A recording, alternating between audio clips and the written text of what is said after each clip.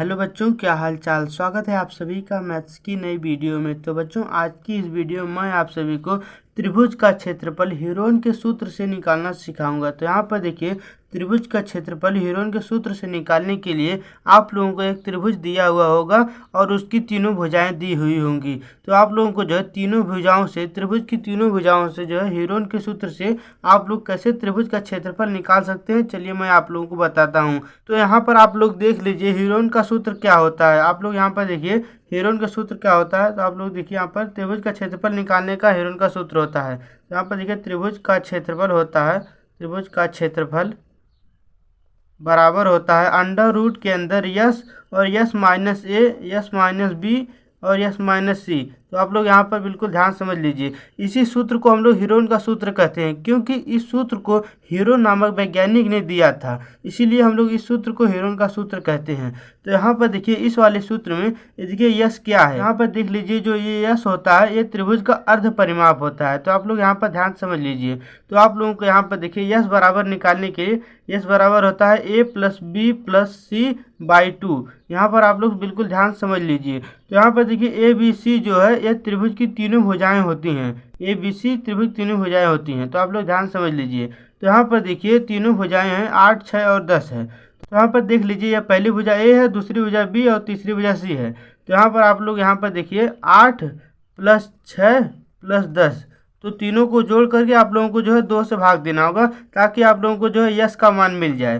तो यहाँ पर आप लोग देखिए 10 8 18, 6 18 6 24 हो जाएगा। और उसके बाद देखिए यहाँ पर 24 में 2 से भाग देंगे तो यहाँ पर देखिए यस का मान यहाँ पर आप लोगों को 12 निकल के आ चुका है। उसके बाद आप लोग देखिए यहाँ पर जो है ए बी सी का मान है। तो यहाँ पर देखिए पहली भुजा ए होती है और दूसरी भुजा बी और तीसरी भुजा सी होती है। तो आप लोगों को जो है सभी मानों को इस वाले सूत्र में रख देना होगा, हीरोन के सूत्र में रख देना होगा। तो आप लोग यहाँ पर देखिए, यहाँ पर त्रिभुज का क्षेत्रफल मिल जाएगा।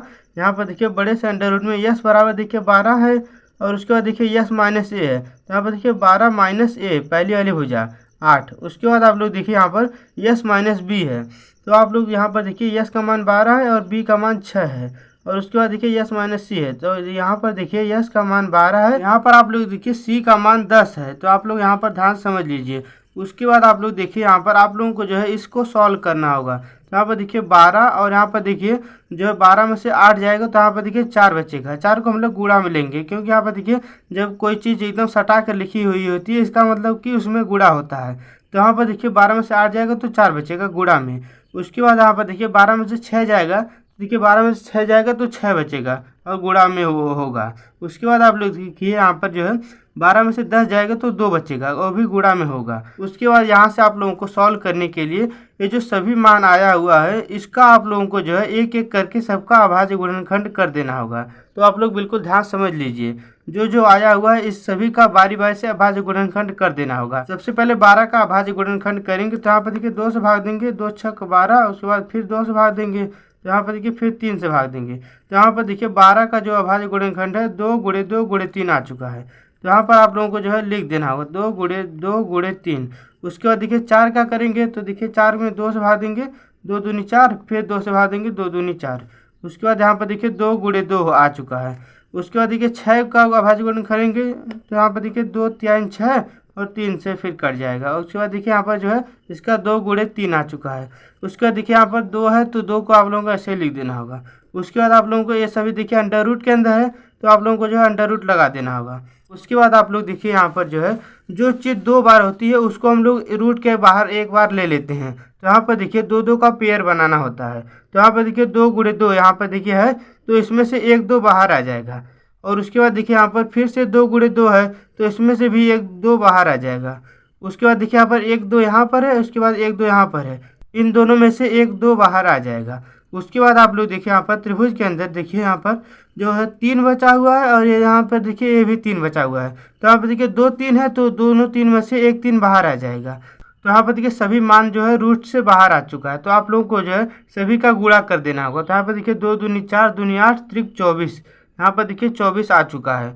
और उसके बाद देखिए यहाँ पर जो है सभी सेंटीमीटर में था तो इसका आंसर जो है सेंटीमीटर स्क्वायर में आएगा, क्योंकि ये जो है त्रिभुज का क्षेत्रफल होता है। तो यहाँ पर देखिए यही इस त्रिभुज का क्षेत्रफल आ चुका है और यहाँ पर देखिए 24 सेंटीमीटर स्क्वायर इस त्रिभुज का क्षेत्रफल आ चुका है। ह्यूरोन के सूत्र से आप लोगों को जो है त्रिभुज का क्षेत्रफल को इस तरह से पता करना होता है। तो यहाँ पर देखिए ह्यूरोन का सूत्र होता है अंडर रूट में S minus A S minus B S minus C. तो आप लोगों को जो है ह्यूरोन के सूत्र को बिल्कुल ध्यान में रखना होगा। जब आप लोगों को त्रिभुज की तीनों भुजाएं दी हुई हो तब आप लोग ह्यूरोन के सूत्र से त्रिभुज का क्षेत्रफल बिल्कुल आसानी से इस तरह से पता कर सकते हैं। तो बच्चों आप लोगों को हमारी वीडियो जरा सी भी अच्छी लगी होगी तो वीडियो को लाइक और चैनल को सब्सक्राइब कर दीजिएगा। धन्यवाद।